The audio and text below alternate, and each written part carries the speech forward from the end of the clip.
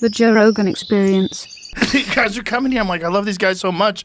Too bad. It's just there's nothing going on. Well, I heard you might have needed to cancel on us to get Kamala Harris on. I was not going to do that.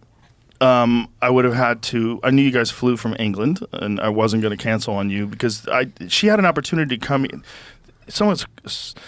You could look at this and you could say, oh, you're being a diva. But she had an opportunity to come here when she was in Texas, and I literally gave them an open invitation. I said, anytime. I said, if she's done at 10 o'clock, we'll come back here at 10 o'clock. I go, I'll do it at 9 in the morning. I'll do it at 10 p.m. I'll do it at midnight. If she's up. She wants to, drink a Red Bull, fucking party on. Yeah, but I think this idea that you're being a diva is silly because you're offering her the opportunity to do exactly what the other candidate did, right? Well, she actually reached out when she found out that he was coming on. So their camp reached out to me. So I said, great, I would love to talk to her. But it was very difficult to tie it down, and they wanted to travel. And see, the thing is, like, you can't, if I go somewhere, then there's going to be other people in the room.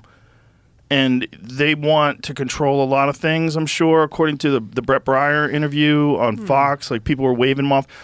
That's a distraction. People in the room, like, my whole goal with her and with him is just talk. Just have a conversation like a human being. You find out things about people. You get a sense of them, at least, a real sense. That was it. I don't give a fuck what we talk about. I really don't. I just want to talk to you. Who the fuck are you? Do you think they think that you're on his side and they're more wary of you? I don't know. I mean, there's just because of my appearance, there's always been this assumption that I'm some right-wing MAGA guy. I was a Bernie supporter. I am not. I'm a politically homeless person for sure. I always considered myself a left-wing person. I never thought I would ever vote right-wing.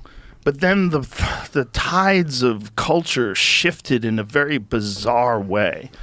And it just made me, over time, much more aware of what this stuff is really all about. Because what this stuff is really all about is just these natural human behavior patterns and these tribal instincts that we have. And it overpowers all discussions. It overpowers what's good for the collective group.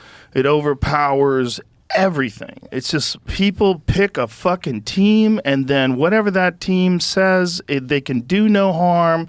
They will do their best to marginalize the horrible effects of the furthest extreme version of that, whether it's Antifa or the Proud Boys. They'll minimalize the... It's the same thing, man. It's the same thing. If you look at what's going on with the liberals right now, so progressives they want the war in Ukraine to be funded. They want to censor speech online. And they want to give the World Health Organization, which is deeply influenced by Big Pharma, including the FDA, deeply influenced. The revolving door between the FDA and pharmaceutical drug companies is legendary. And they want to give them control over what we take and what we don't take. And that's crazy. And that doesn't make sense because that's not what the liberals were when I was a kid. My parents were hippies. We lived in San Francisco during the Vietnam War. My parents were like straight up hippies. That's how I was raised. And so for me, it was always like the liberals were the ones who wanted education and open-mindedness. The liberals who were the ones with the ACLU let the Nazis talk and let them have a rally. They said you can't infringe on people's free speech because if you infringe on the speech of people that you disagree with, you're being a fucking hypocrite. The only solution to bad speech is better speech. We've always known that. But when they had the power over social media and these collective groups of people that all had the same ideology, and then that tribal mentality kicks in and you lose the perspective that you should have as an educated person that recognizes that everyone has to be able to talk and we have to figure out who's right. And you might be wrong. You might be wrong, and you might be clinging to this idea that you're right, and you're going to do the whole thing a terrible disservice.